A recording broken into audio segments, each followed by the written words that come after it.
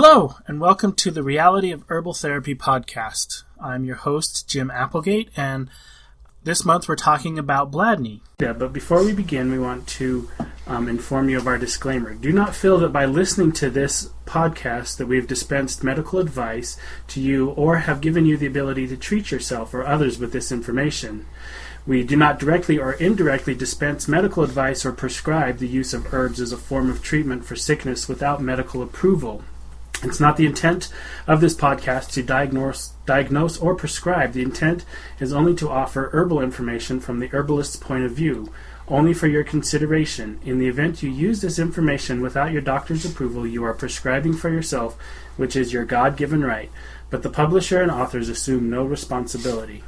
So, as we talk about bladney, there's some things that we've been promoting it a little more on the internet, and somebody brought up and mentioned she had given birth to 2 children, and ever since then her bladder and kidneys have had major issues, frequent urination, having to go to the bathroom quite often, and getting up once or twice in the night due to her after having children.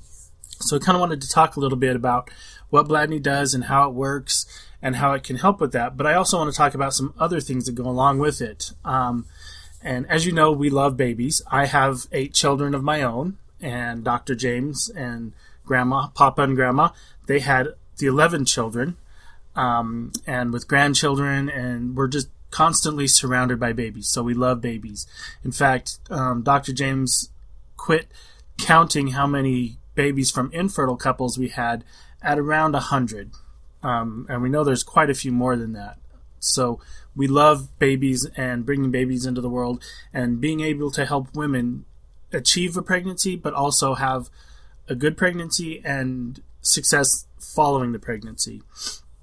So we really love babies. So some of the things to think about as you're when we talk about giving birth is reproduction is an essential system. So having babies is your body will take that over top of some of the other systems. And so bladney, the bladder and the kidneys are a lower priority system than reproduction. So if the baby needs more nutrients, then the body is going to borrow them from other places in the body. And the kidneys are right there. So that's one of the first places that it gets borrowed from. So a lot of women have problems following a pregnancy. So quite often we'll have them take bladney throughout pregnancy to help strengthen, nourish, tone that entire system, the urinary tract, the bladder, the kidneys, to keep it strong and toned and to have plenty of nutrients so that whatever is needed for the baby can be taken but also be replenished. And that's an important thing to remember about herbs, is that herbs they're nutrients. They feed the body. They give the body what it needs to function properly. We're not fixing anything. They're not to, like a lot of drugs will replace something that the body is doing so the body doesn't have to do it. Herbs give your body what it needs to function properly. So that's one of the key things, is taking bladney. Another one is tonic F. The female organs and the urinary tract and the urinary organs are right next to each other. So the nutrients pass back and forth, and the body will depending on what is needed more, the body will take nutrients from either place. So we strongly suggest bladney and tonic F, especially following a pregnancy where you're wanting to rebuild and strengthen that entire area of your body. So another thing I wanted to kind of mention and talk about that Dr. James talks about quite often is urine pH. The more acidic your urine is, the more often you're going to have to urinate. Basically, it irritates, inflames the bladder, and the bladder doesn't want to hold on to it, so you're going to have the urge and the need to urinate often.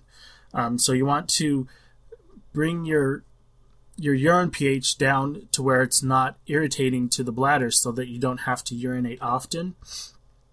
And a common some things that you can do for that is increase your water intake. And that's, when you talk about health and herbs and everything like that, increasing water is like number one. It's the top. It's the big one. So increase your water. Cut back on anything that is extremely acidic. We had the people that drink large amounts of soda instead of water, or coffee or tea.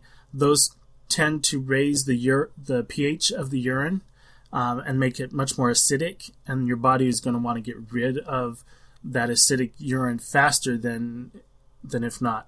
So there are people that we have seen in the clinic who urinate often will actually, just by quitting soda, will urinate less. Not only quitting soda, but replacing it with water. So then the water basically thins down the urine so that it's not as thick, not as acidic, and so it works a lot better for you. And another thing then that we wanted to mention is a rebounder. And that's another thing that Dr. James really talked a lot about. Rebounders are amazing for toning and strengthening the muscles and everything within the body.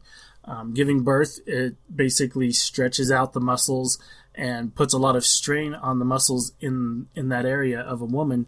So getting a rebounder, or there's several brands out there that we recommend: Rebound Air, Nidac, several of those really nice ones, because and even just getting on it and doing a healthy bounce for 15 minutes a day. So a healthy bounce is you just stand on it and lightly bounce on the trampoline. That will tone the muscles, strengthen them up, and help them, give you the ability to be stronger and to control urine flow a lot easier. And another one is, another exercise that you can do are Kegels. So what a Kegel is, if you haven't learned about it, is it's the muscle on the floor, the floor underneath the bladder, and that's the muscle that you use to start and stop the flow of urine. But that muscle is also what helps to keep the baby in, but it also gets opened up when you give birth. So you want to do Kegel exercises often so that your body can be strong and can then you can control the urine flow. So these are just a few tips that I have that will help following giving birth. If you have any questions, just reach out to us and we will talk to you again.